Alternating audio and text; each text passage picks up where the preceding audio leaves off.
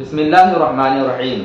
کبھی ایسا ہوتا ہے کہ جو قربانی کا جانور ہم خرید کر لائے ہوتے ہیں اس کے پیٹ میں بچہ نکل آتا ہے، تو اس صورت میں بہت سے لوگ یہ سوچتے ہیں کہ جو جانور پریگننٹ ہے یا حاملہ ہے اس کی قربانی نہیں ہوگی۔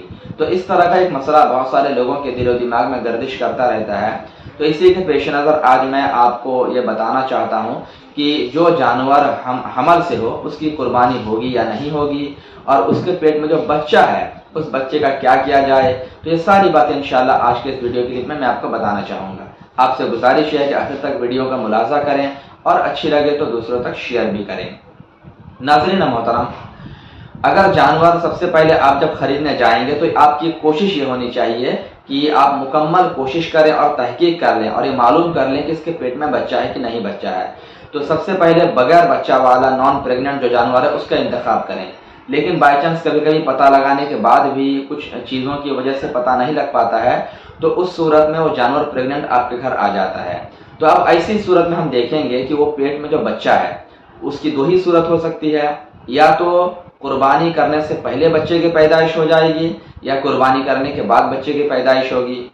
اگر جانور قربانی کرنے سے پہلے ہی بچہ پیدا ہو رہا ہے تو اس صورت میں شریعت کا حکم یہ ہے کہ اس بچے کو اللہ کی راہ میں صدقہ کر دیا جائے، اس بچے کو اللہ کی راہ میں صدقہ کر دیا جائے۔ لیکن اگر کوئی صدقہ نہ کرے اور اس کو بیچ دے تو اس صورت میں حکم یہ ہوگا کہ اس کی جو قیمت ہوگی اس قیمت کو اللہ کی راہ میں صدقہ کر دیا جائے۔ تو ایک صورت تو یہ ہو گئی۔ اور اگر جانور کو ذبح کرنے کے بعد قربانی کرنے کے بعد اس کے پیٹ سے بچہ نکلا تو اس کی دو صورت ہوگی، یا تو بچہ زندہ نکلا ہوگا یا مردہ نکلا ہوگا۔ اگر بچہ زندہ نکلے تو اس صورت میں شرع کا حکم یہ ہے کہ اس کو بھی ذبح کر دیا جائے اور ذبح کر کے استعمال میں لایا جائے، کیونکہ وہ بھی آپ کے قربانی کے جانور کا ایک پارٹ ہے، ایک حصہ ہے، اسی لیے اس کو دوسرا کام میں استعمال نہیں کر سکتے، بلکہ اگر زندہ پیدا ہوا ہے تو اس صورت میں اس کو بھی ذبح کر کے استعمال کریں۔ اب یہ ہے کہ بہت سارے لوگ اس کو کھانے میں کراہت محسوس کرتے ہیں، اتنا چھوٹا سا بچہ ہے کیسے لوگ کھائیں۔ تو اس کا پھر حکم یہ ہو سکتا ہے کہ جو لوگ وجڑی وغیرہ لے کر جاتے ہیں تو ان کو بھی آپ دے سکتے ہیں، وہ اس کے استعمال میں لا لیں گے۔ اور اگر اس صورت میں بھی آپ کا دل گوارا نہیں کرتا ہے تو آپ پھر یہ کر سکتے ہیں کہ اس بچے کو بھی آپ صدقہ کر دیجئے، یہ سب سے اچھا طریقہ ہوگا۔ لیکن اگر وہ بچہ ماں کے پیٹ سے مردہ پیدا ہوتا ہے تو اس صورت میں مردار تو ہماری شریعت میں جائز نہیں ہے، آپ اس بچے کو کہیں پر پھینک دیں یا کہیں مٹی کھود کر دفن کر دیں، یہ کر سکتے ہیں۔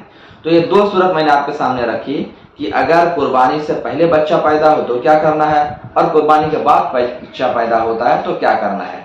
لیکن ایک یہاں پر اہم چیز آپ دھیان دیں کہ اگر قربانی سے پہلے بچہ پیدا ہو گیا اور بچہ زندہ ہے، پیدا ہو گیا، اور آپ نے اس کو اپنے گھر میں رکھ لیا اور آپ کی نیت یہ ہے کہ ہم اس کو پال پوس کر بڑا کریں گے اور آئندہ سال جب قربانی کا موسم آئے گا تو ہم اس میں اپنے طرف سے اس بچے کو بڑا کر کے قربانی کر دیں گے۔ بکری کا بچہ ہے تو 1 سال میں اس کی قربانی ہو جائے گی، اور گائے کا بچہ ہے تو 2 سال میں وہ بڑا ہو جائے گا۔ تو اگر آپ کی نیت یہ ہے کہ ہم 1 سال یا 2 سال اس کو رکھ کے بڑا کریں گے اور آئندہ قربانی میں اس کو ہم اللہ کی راہ میں قربان کر دیں گے، تو اس مسئلے کو جان لیجئے کہ اس کی قربانی جائز نہیں ہوگی، یعنی اس صورت میں قربانی کی ادائیگی آپ کی طرف سے نہیں ہوگی۔ کیوں؟ اس کی وجہ یہ ہے کہ یہ بچہ اسی جانور کا حصہ ہے کہ جس جانور کو آپ نے قربانی کے لیے خرید کر لایا، تو یہ بچہ بھی اسی کا ایک حصہ، اس کا ایک پارٹ ہے۔ تو اس پارٹ کو، اس حصے کو دوسری قربانی میں استعمال کرنا یہ ناجائز ہوگا اور قربانی کی ادائیگی نہیں ہو پائے گی۔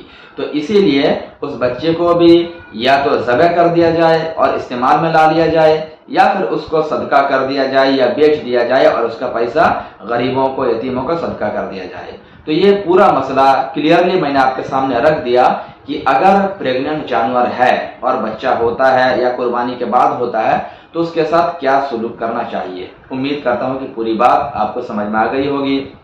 اللہ تبارک و تعالی ہم سبوں کو جزائے خیر عطا فرمائے۔ السلام علیکم ورحمۃ اللہ تعالی وبرکاتہ۔